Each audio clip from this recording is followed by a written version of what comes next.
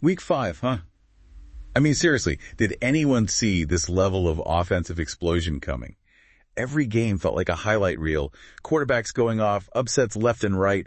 We are diving deep into all of it right now. It really does make you wonder, right? I mean, are these teams just now figuring things out? It's week 5. It's a reminder, though. Anyone can win on any given Sunday. Week 5 definitely proved that. Okay, so let's jump right into it. Cincinnati Lamar Jackson, 348 passing yards, 4 touchdowns. Are we even sure it's the same Lamar Jackson? I thought he was all about running the ball. Well, and that's what's so fascinating. This performance definitely changes things. Defenses can't just key in on the run anymore. He picks apart that Bengals secondary like it's nothing. That's a scary thought for any team facing the Ravens. And speaking of scary, how about Joe Burrow on the other side? 5 touchdowns, a career high, and he still loses. Brutal. Absolutely brutal. And it goes to show, individual brilliance can only get you so far. A late interception, a questionable overtime strategy. Sometimes it's those little things, those late game mistakes that can really make or break your game. Speaking of close calls and mistakes, how about those Cowboys? Dak Prescott, 3 interceptions. You don't see that every day, but then he pulls it together for the game-winning drive. Talk about a roller coaster. I mean, Cowboys fans must have aged a decade in those last few minutes. But you know what impressed me most? The defense. Missing key players, you'd think they'd crumble. But they held strong, kept them in the game. Is this a sign of things to come for Dallas? Could be a turning point. From one extreme to the other, let's talk about the Raiders. Benching your starting quarterback mid-game. That screams quarterback controversy. No other way to put it. And honestly, neither quarterback looked particularly inspiring. The offense was stagnant. Meanwhile, the Broncos, they capitalized. Patrick Surtain, that pick 6 was a thing of beauty. For anyone who doesn't know, that's an interception return for a touchdown, demoralizing for the other team. Talk about a momentum swing. That play really shifted the entire energy of the game. And on the other side, it's worth noting how efficient Bo Nix has been for the Broncos. He's quietly having a really solid season. While we're talking about solid seasons, Tyrone Tracy, rookie running back for the Giants. That performance against the Seahawks was unreal. 129 rushing yards. Seahawks had no answer. It was a statement game for sure. Now the Giants have this interesting dilemma. How do they best utilize this new weapon in their arsenal? He could really change the dynamic of that offense. Okay, let's rapid fire through some of these other surprises from week 5 because honestly, my jaw is still on the floor from some of these results. First up, Cardinals over the 49ers. Did anyone have that on their bingo card? Right. No one saw that coming. The Cardinals' running game was relentless. The 49ers' defense just couldn't hold on. And that's another late-game meltdown for San Francisco. They got to figure that out. But hold on, because we're not done with the shockers. The Texans. The Texans beat the Buffalo Bills. Honestly, talk about a defensive masterclass. They shut down Josh Allen, one of the league's most explosive quarterbacks. I mean, he only completed 9 passes. It was a complete team effort. They exposed some serious weaknesses in that Bills offense that other teams will be studying for sure. And while we're on the topic of upsets and surprises, how about those Browns, huh? Another disappointing performance. Deshaun Watson still searching for his rhythm, the defense getting shredded by the Commanders.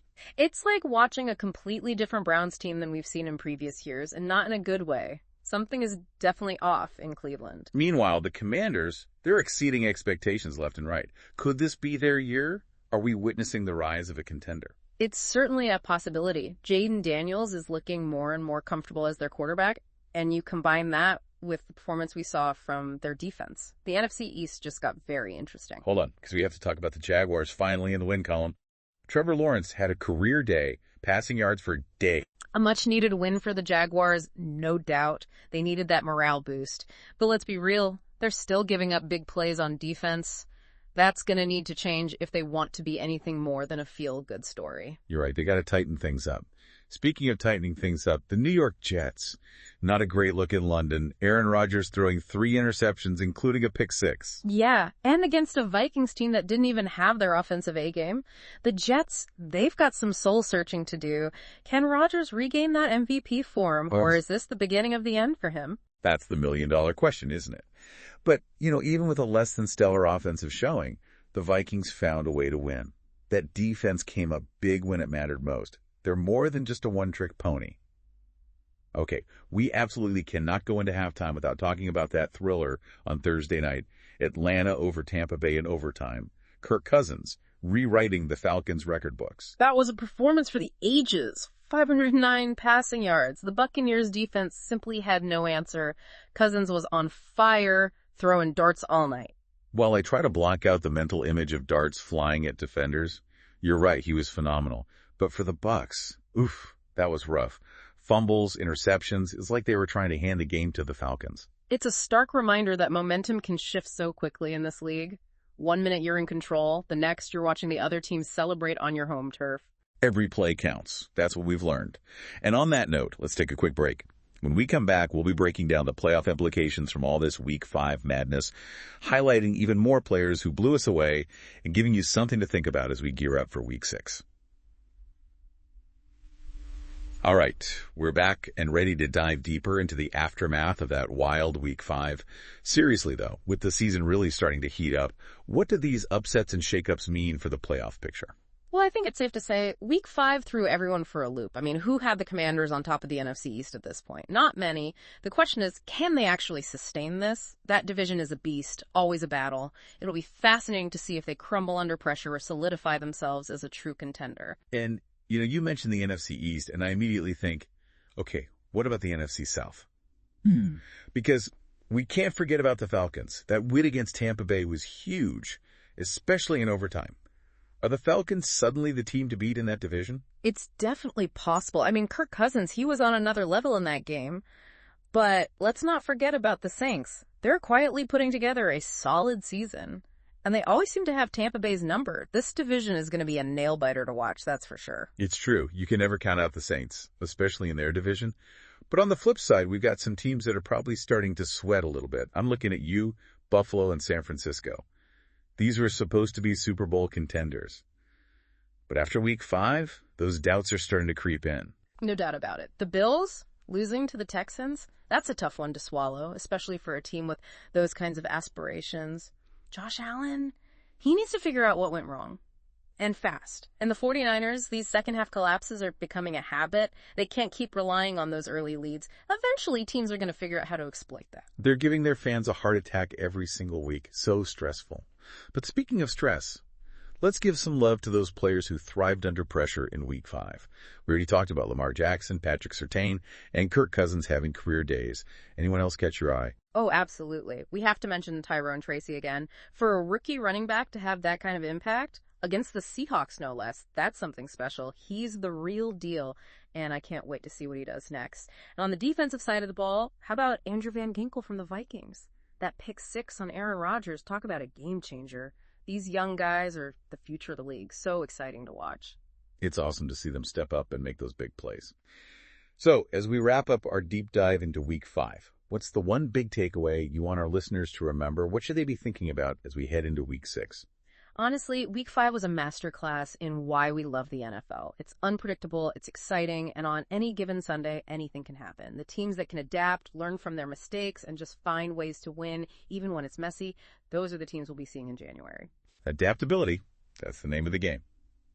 All right, so as we gear up for another week of football, are there any particular matchups or storylines you're especially excited about? Oh, there are a few. First off, we've got a showdown brewing in the NFC East. Commanders versus the Giants. Can the Commanders prove they're for real, or will the Giants expose them as pretenders?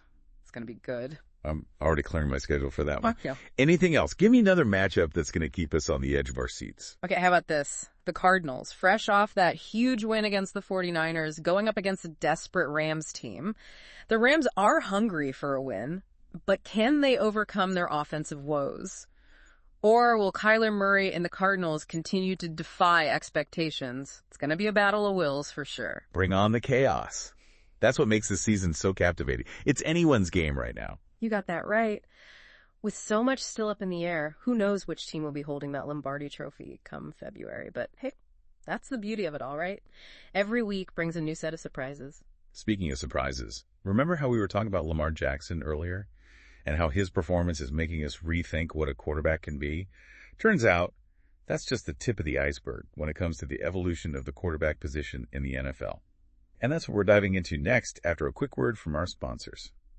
We're back and ready to unpack this whole quarterback evolution thing.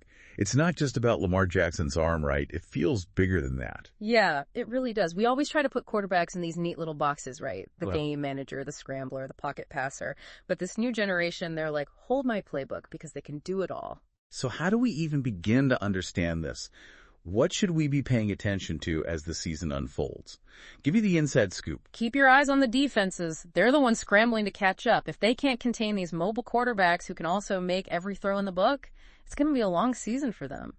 And offensively, get ready for some creative play calling. It's like the rules are being rewritten right in front of us. Which, when I think about it, kind of sums up this whole Week 5, doesn't it?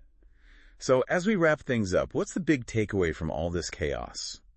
The NFL is a constantly evolving beast. Just when you think you've got it all figured out, it throws you a curveball. And the teams that can roll with those punches, adapt their game plan, learn from those mistakes, they're the ones who are going to come out on top. So, final question for you. Out of all these Week 5 shockers, what's the one thing you're going to be watching closely as we move towards the playoffs? Man, that's a tough one. But I gotta go with, can these underdogs maintain this momentum?